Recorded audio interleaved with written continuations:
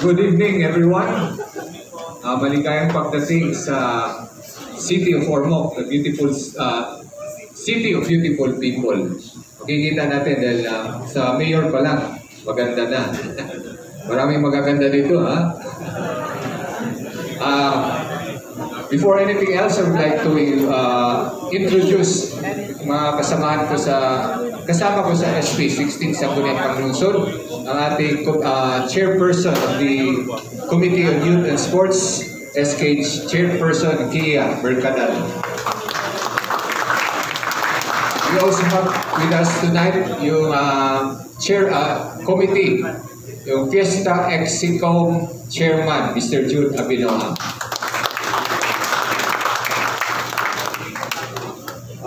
I would like to thank all the teams, lahat ng the school administration, coaches ng bawat teams, lahat ng apat na teams na pinaunlakan yung invitation namin to play here in Ormoc.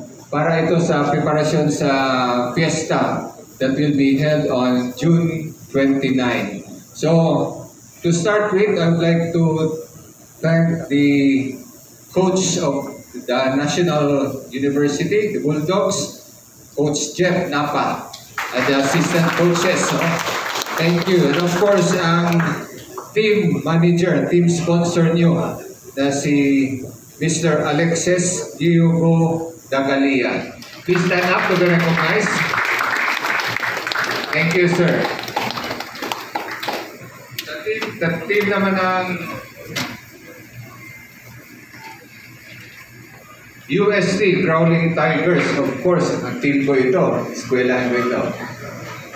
Headed by Coach Kuya Pido Arencio. Wala pa siya, tomorrow pa siya, no? I believe na tomorrow pa siya. Nandito naman ang isang Growling Tiger din, assistant coach, si Coach John Paul Kuwan.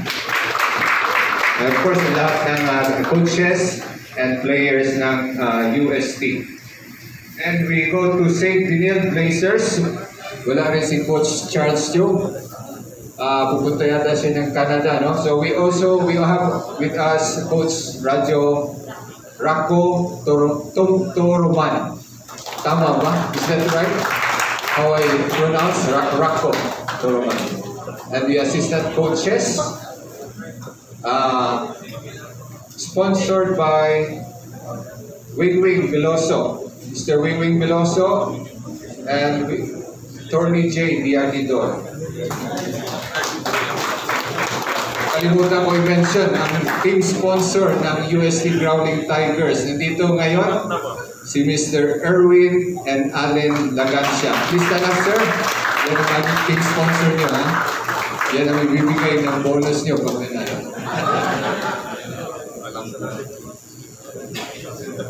Last but not the least, the San Benda Red Lions. Coached by Coach Yuri Escueta. Wala pa siya, no? Nandito yung kasamahan ko sa Pure Foods, no? Si Coach Jenkins Messina, the assistant coaches and players. So, thank you na pinaunlakan niyo ang aming invitasyon para sa kasayahan din ng mga tao dito sa Ormoc.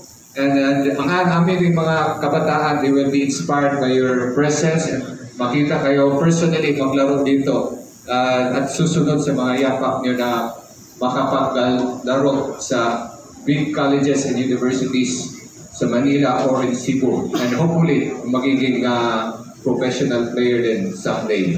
So, on behalf of the City Government of Ormoc, our Mayor Lucy Torres Gomez and the 16th Sanggunian, welcome to the City of Beautiful People. Magandang gabi sa inyo. One of the very, not really controversial, but one of the most criticized projects of the SK. No, it is really the paliga that we actually do in our barangays.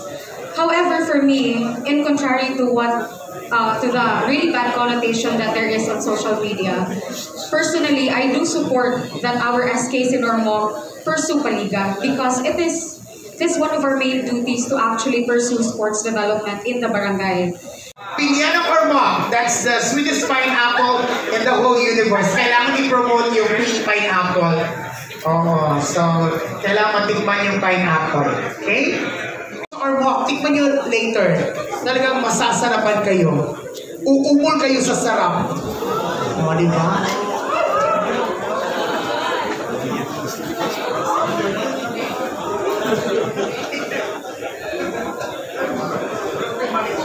O, ayan na. Parang ako yung manager sa Benel. Kasi naka-green sila. Naka-green din ako. Parang ako yung manager.